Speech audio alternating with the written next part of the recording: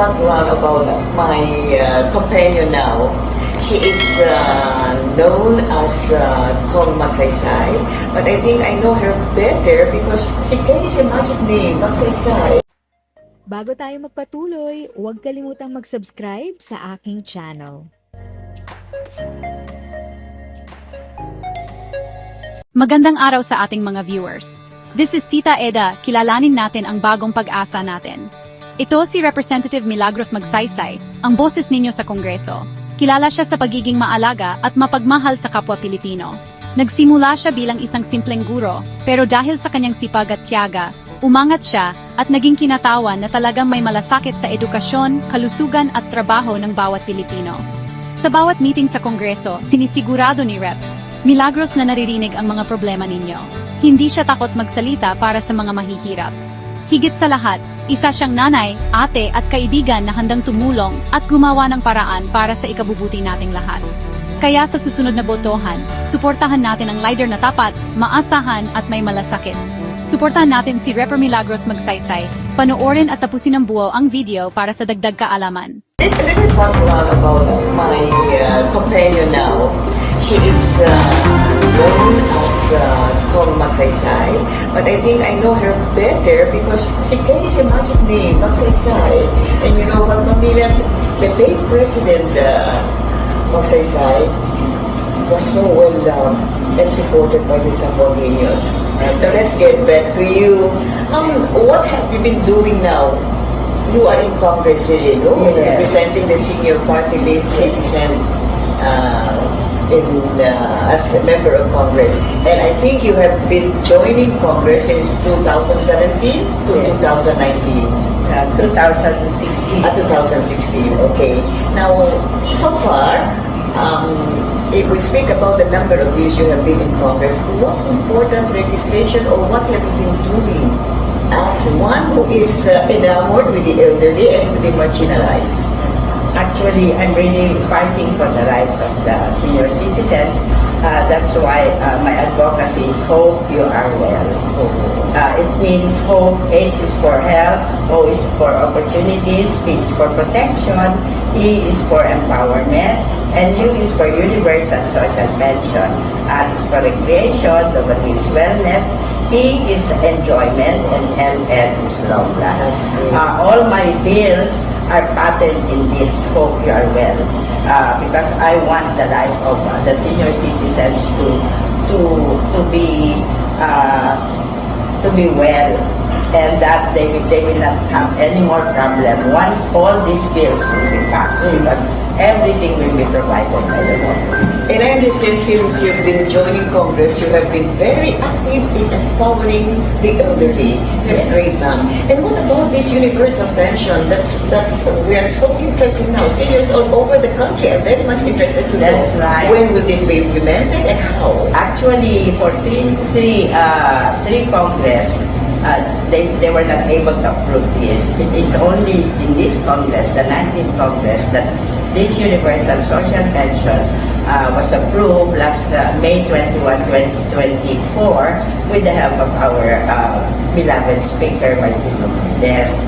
So it went to this bill went to the Senate, and last January 2025, since it is already 8 months in Congress and they're not acting on it, we had a rally of more than 6,000 senior citizens marched in the Senate, and I was able to talk to the Senate President, which if it is already in the plenary, he will have it approved. Okay, that's good. Yes, so I hope before the 19th Congress ends, this bill will be approved, because this is what the senior citizens want. And since you don't get tired of this rendering public service work, how are you as a mom? How are you as a friend? Well, as a mom, I was able to bring up my children single-handedly. Yeah, because my husband got sick and he was disabled at the age of 40, and that was 1985. My eldest was only 12, and my youngest was 1 month old. Oh, when he left you? No, no, he did not. I really have to beg the Lord to make him live so that my 1 month old can see him. Yeah, and God is so good. He gave us, he was able to bring up, to see his children grow up. I have 6 boys anyway. No Yeah. girls. No girl.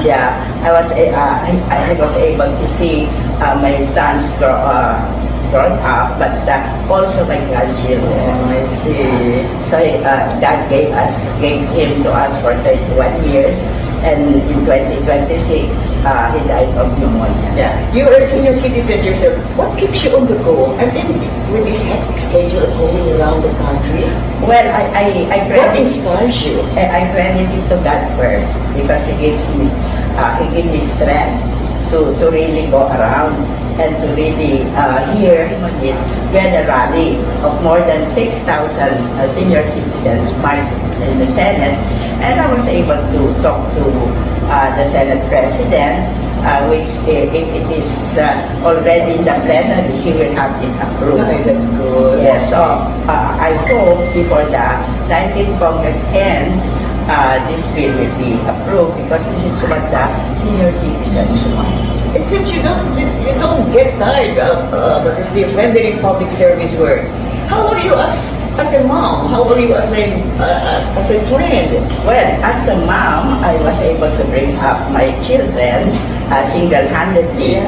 Yeah, because my husband got sick and he was disabled at the age of 40, and that was 1985. My eldest was only 12, and my youngest was 1 month old. Oh, when he left you? No, no, he did not.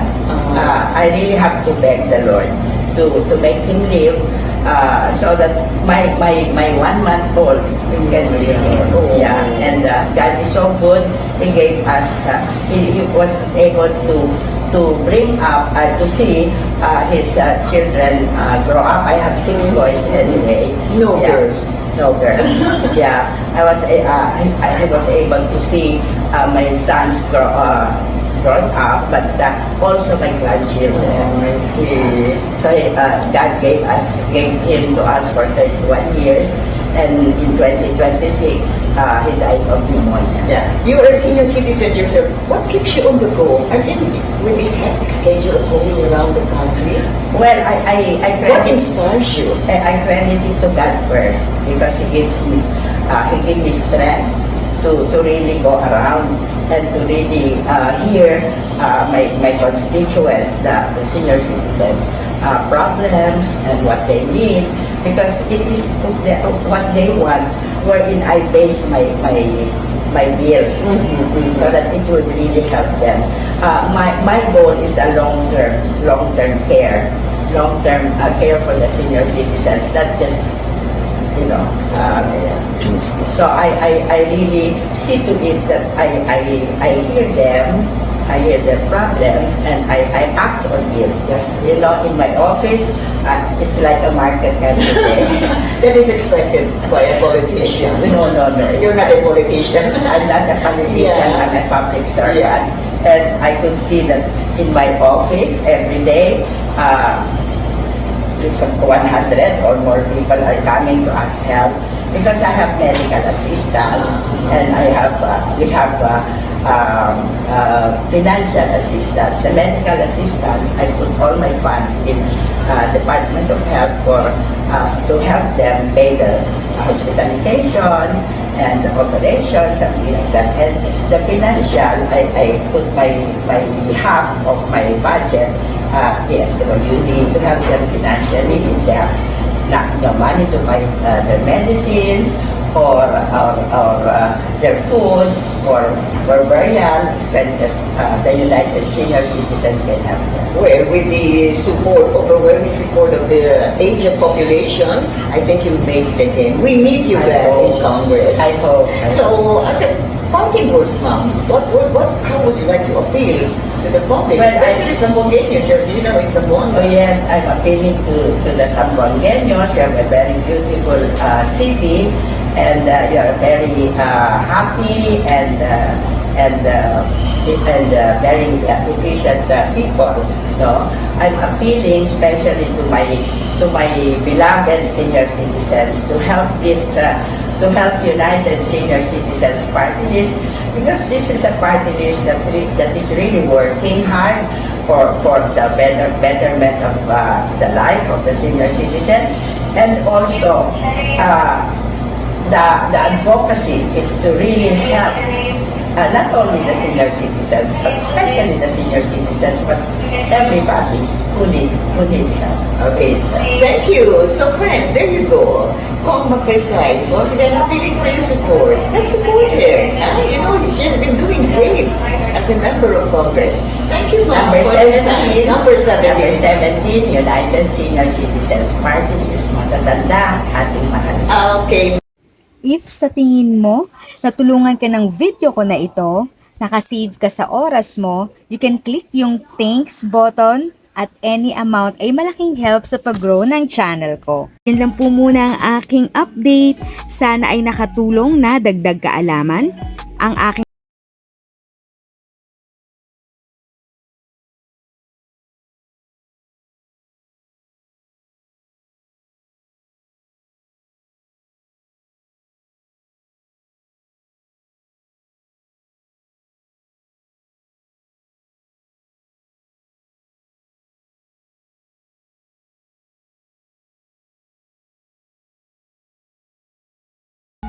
Thanks for watching! Kung may kapamilya, kaibigan o kakilala sa tingin mo ay magiging interesado sa video, please share or tag sila sa comment section. At syempre, if nagustuhan mo ang video, i-like mo na ito at subscribe ka na din. As always, feel free to write your questions, comments, and opinions respectfully. And continue to be a blessing and stay safe!